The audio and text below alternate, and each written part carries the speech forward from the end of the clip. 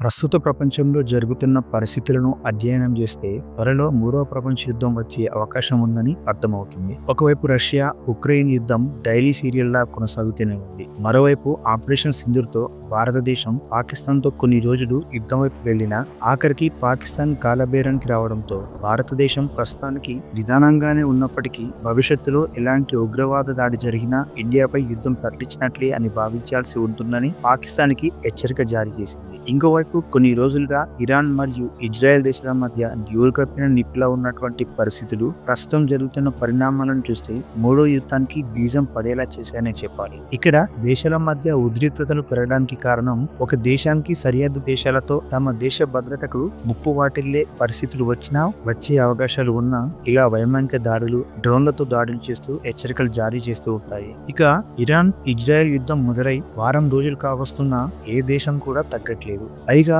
ఇరు దేశాలు పరస్పరం భారీగానే దాడులు చేసుకుంటున్నాయి. ఇక ఇజ్రాయెల్ కి మద్దతుగా అమెరికా అధ్యక్షుడు Donald Trump Iran supreme leader Ali ఖమేనీకి వార్నింగ్ ఇచ్చినా అసలు తగ్గేదిలే అంటూ ఇజ్రాయెల్ పై దాడులు చేస్తూనే ఉన్నాడు. మరోవైపు ఇజ్రాయెల్ కూడా ఇరాన్ పై భీకర దాడులు చేస్తూనే ఉంది. ఈ సమయంలో Donald Trump Iran supreme leader కి వార్నింగ్ ఇచ్చిన మరుసటి రోజే అక్కడి ప్రసార మాధ్యమాల ద్వారా యుద్ధం మొదలైంది అని చెబుతూ ట్రంప్ హెచ్చరికలను లెక్క చేయలేదు కదా. ఆ మరుసటి రోజే 110 దేశాలకు పైగా బహిష్కరించినటువంటి బాంబులను ఇజ్రాయెల్ పై ప్రయోగించింది ఇరాన్ దేశం. ఇప్పుడు ఈ బాంబుతో దిక్కుతోచని స్థితిలో ఇజ్రాయెల్ దేశం ఉంది. ఇంతకీ ఏంటి ఆ బాంబు, ఎందుకు ఆ బాంబుని 110 దేశాలు బహిష్కరించాయి అనే విషయాలు ఈ వీడియోలో తెలుసుకుందాం. ప్రస్తుతం ఇరాన్ ఇజ్రాయెల్ పై ప్రయోగిస్తున్న బాంబు పేరు క్లస్టర్ బాంబు. ఈ బాంబు చూడడానికి ఒక మిసైల్ లా ఉంటుంది. ఈ బాంబులో కొన్ని వందల కొద్ది చిన్న చిన్న బాంబులు కూడా ఉంటాయి. ఈ మిసైల్ ని యుద్ధ విమానాలకు అమర్చుతారు. శత్రువుల స్థావరాల దగ్గరికి వెళ్లిన తర్వాత ఈ మిసైల్ ని వదిలేస్తారు. ఎప్పుడైతే టార్గెట్ ని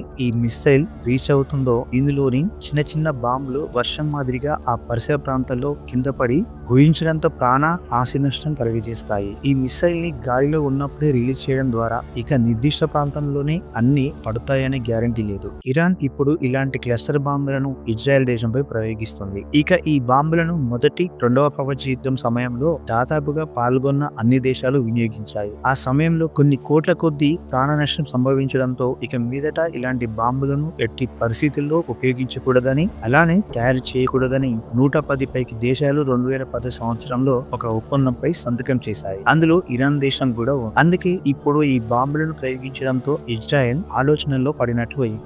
ఈ ఒప్పందంపై ఇప్పటి వరకు అమెరికా, రష్యా, ఉక్రెయిన్ వంటి దేశాలు సంతకం చేయకుండా ఉన్నాయి. ఇజ్రాయెల్ కి అమెరికా లాంటి కొన్ని దేశాలు మద్దతు ప్రకటించడమే కాకుండా ట్రంప్ ఏకంగా ఇరాన్ సుప్రీం లీడర్ ఎక్కడ ఉన్నాడో మాకు తెలుసు, మేము తలుచుకుంటే అతన్ని తొలగించడం పెద్ద పనేమీ కాదని హెచ్చరిస్తూనే బేషరతుగా యుద్ధాన్ని ఆపేసి ఇరాన్ దేశం లొంగిపోవాలని ఇకపై నుండి వేచి చూసే ధోరణి లేదంటూ డొనాల్డ్ ట్రంప్ వార్నింగ్ ఇచ్చాడు. ఇరాన్ కి మద్దతుగా రష్యా మరియు చైనా లాంటి కొన్ని దేశాలు ఎలాంటి సమయంలో అయినా తోడుగా ఉంటాము అంటూనే అమెరికా అనవసరంగా ఈ విషయంలో జోక్యం చేసుకోకూడదు అంటూ గట్టిగానే బదులిచ్చాయి. దీంతో తాజా పరిస్థితులను చూస్తే ఇరు దేశాల మధ్య యుద్ధం కాస్త మూడో ప్రపంచ యుద్ధంగా మారే పరిస్థితులు రావచ్చని విశ్లేషకులు ఆందోళన వ్యక్తం చేస్తున్నారు.